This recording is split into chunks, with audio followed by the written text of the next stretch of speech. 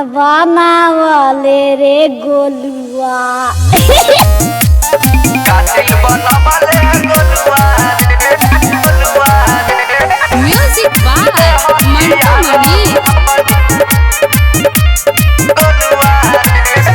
करत रहे सब हमर बड़ाई नाम हो गइल बदमाश लिखाई नाम हो गइल बदमाश लिखाई करत रहे सब हमर बड़ाई नाम हो गइल बदमाश लिखाई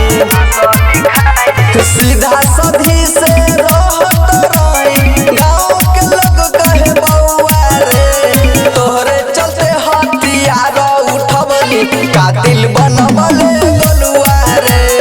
तोहरे चलते हथियार उठवली कातिल बनवले गोलुआ रे कातिल बनवले गोलुआ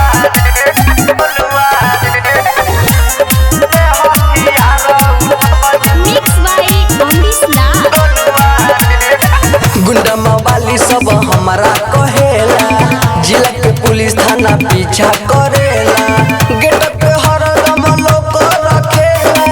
मलिया के हमरा लेके भागेला मलिया के हमरा लेके भागेला गुंडा मवाली सब हमारा कहेला जिला के पुलिस थाना पीछा करेला गेट पे हरदम लोग रखेला मलिया के हमरा लेके भागेला लड़गोइन रही तोहरे चक्कर में पीले रही दारू महुआ रे तोहरे चलते हथियार उठवली कातिल बनवले गोलुआ रे तोहरे चलते हथियार उठवली कातिल बनवले गोलुआ रे कातिल बनवले गोलुआ म्यूजिक बाय मंटू मणि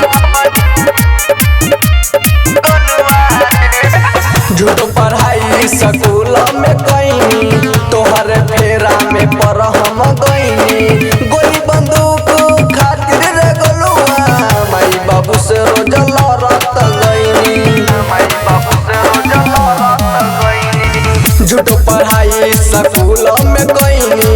तोहरे फेरा में पर हम गईनी गोली बंदूक खातिर रे गोलुआ माई बाबू से रोज लड़त गईनी राइटर आई नजित संजीव रामी सवर पॉकेट में रखे 500 रे तोहरे चलते हथियार उठवली कातिल बनवले गोलुआ रे तोहरे चलते हथियार उठवली कातिल बनवले